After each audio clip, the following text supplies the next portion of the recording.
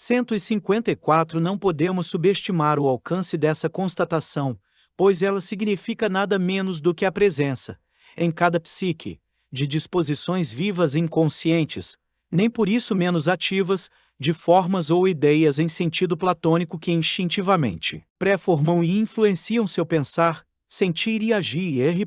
155. Sempre deparo de novo com o mal-entendido de que os arquétipos são determinados quanto ao seu conteúdo, ou melhor, são uma espécie de ideias inconscientes. Por isso devemos ressaltar mais uma vez que os arquétipos são determinados apenas quanto à forma e não quanto ao conteúdo, e no primeiro caso, de um modo muito limitado.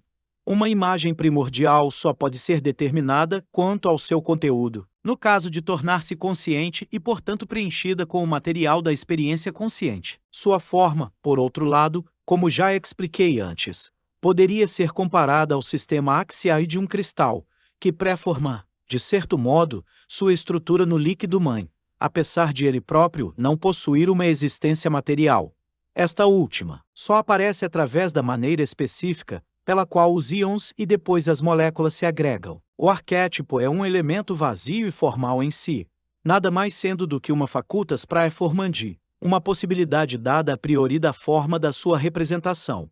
O que é herdado não são as ideias, mas as formas, as quais só desse aspecto particular correspondem aos instintos igualmente determinados por sua forma.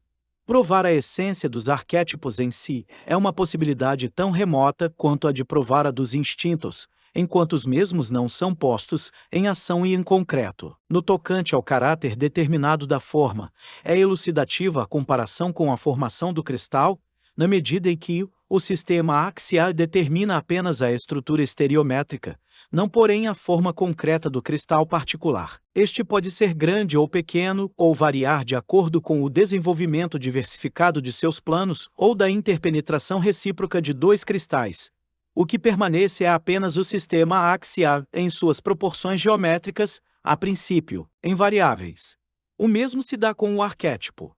A princípio ele pode receber um nome e possui um núcleo de significado invariável, o qual determina sua aparência apenas a princípio, mas nunca concretamente. O modo pelo qual, por exemplo, o arquétipo da mãe sempre aparece empiricamente, nunca pode ser deduzido só dele mesmo, mas depende de outros fatrs.2. O arquétipo materno, 156. Como todo arquétipo, o materno também possui uma variedade incalculável de aspectos.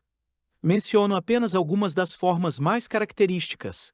A própria mãe, a avó, a madrasta e a sogra, uma mulher qualquer com a qual nos relacionamos, bem como a alma de leite ou a masseca, a antepassada e a mulher branca, no sentido da transferência mais elevada, a deusa, especialmente a mãe de Deus, a virgem enquanto mãe rejuvenescida, por exemplo Deméter e Core, Sofia enquanto mãe que é também a amada, eventualmente também o tipo Sibeliates, ou, enquanto filha amada mãe rejuvenescida, a meta da nostalgia da salvação paraíso, reino de Deus, Jerusalém celeste, em sentido mais amplo, a igreja, a universidade, a cidade ou país, o céu, a terra, a floresta, o mar e as águas, quietas, a matéria, o mundo subterrâneo e a lua, em sentido mais restrito, como o lugar do nascimento ou da concepção, a terra arada, o jardim, o rochedo, a gruta, a árvore, a fonte, o poço profundo, a pia batismal,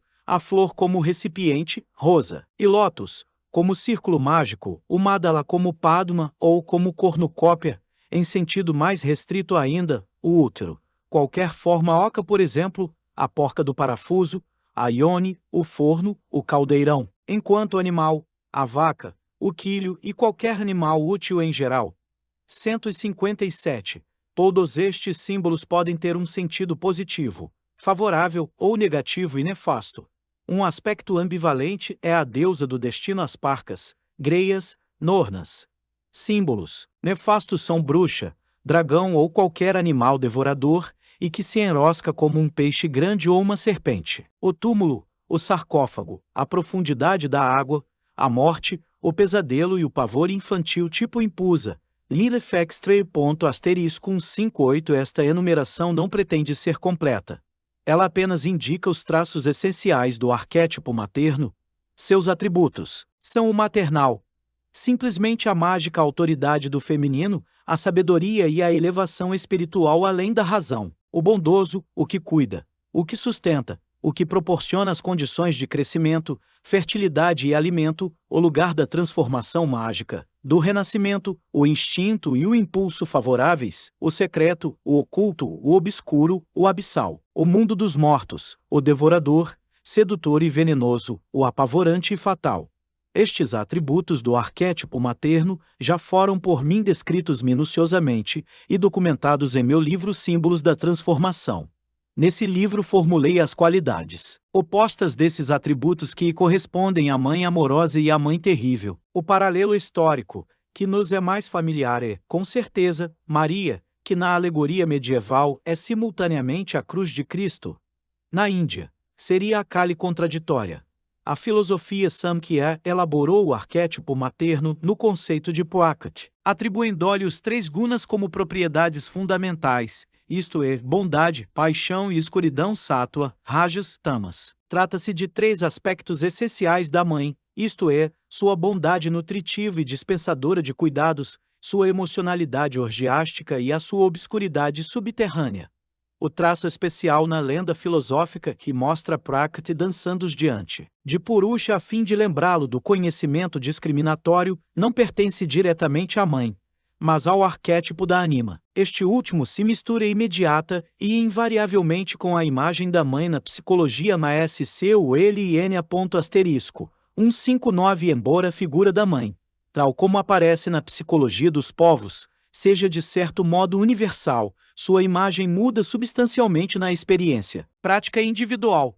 Aqui o que impressiona antes de tudo é o significado aparentemente predominante da mãe pessoal. Essa figura sobressai de tal modo em uma psicologia personalista que esta última, como é sabido, jamais conseguiu ir além da mãe pessoal, seja em suas concepções ou mesmo teoricamente. Para ir diretamente ao assunto, a minha concepção difere da teoria psicanalítica em princípio pelo fato de que atribua à mãe pessoal um significado mais limitado. Isto significa que não é apenas da mãe pessoal que provém todas as influências sobre a psique infantil descritas na literatura, mas é muito mais o arquétipo projetado na mãe que outorga mesmo um caráter mitológico e com isso lhe confere autoridade e até mesmo luminosidade. 5. Os efeitos etiológicos, isto é, traumáticos da mãe devem ser divididos em 2 grupos.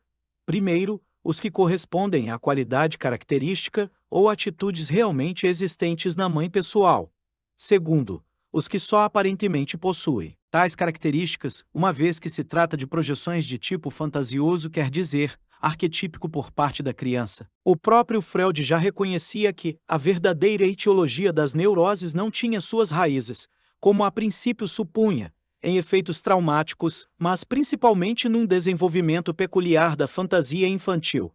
É inegável a possibilidade de que um tal desenvolvimento possa ser atribuído às influências perturbadoras da mãe. Por isso, procuro antes de mais nada, na mãe o fundamento das neuroses infantis, na medida em que sei por experiência que é muito mais provável uma criança desenvolver-se de um modo normal do que neuroticamente e que na maioria dos casos, podemos rastrear as causas definitivas de distúrbios nos pais e, principalmente, na mãe. Os conteúdos das fantasias anormais só podem referir-se parcialmente à mãe pessoal, uma vez que frequentemente eles aludem de modo claro e inequívoco a coisas que ultrapassam o que se poderia atribuir a uma mãe real.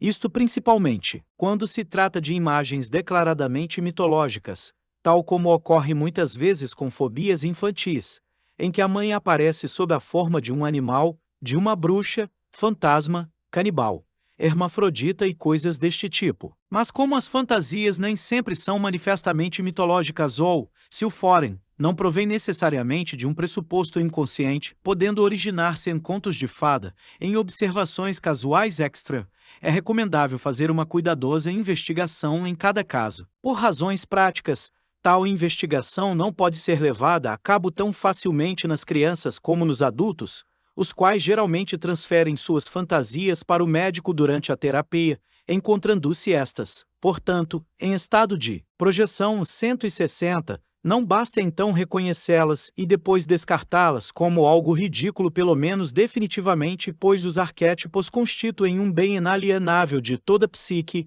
sendo o tesouro no campo dos pensamentos obscuros. No dizer de Kant, vastamente documentado por inúmeros termos do folclore, um arquétipo, por sua natureza, não é de modo algum um preconceito simplesmente irritante.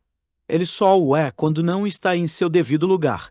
Pertence aos mais supremos valores da alma humana, tendo por isso povoado os Olimpos de todas as religiões.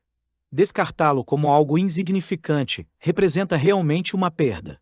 Trata-se muito mais, por conseguinte, de solucionar essas projeções, a fim de restituir os seus conteúdos àquele que os perdeu por tê-los projetado fora de si, espontaneamente.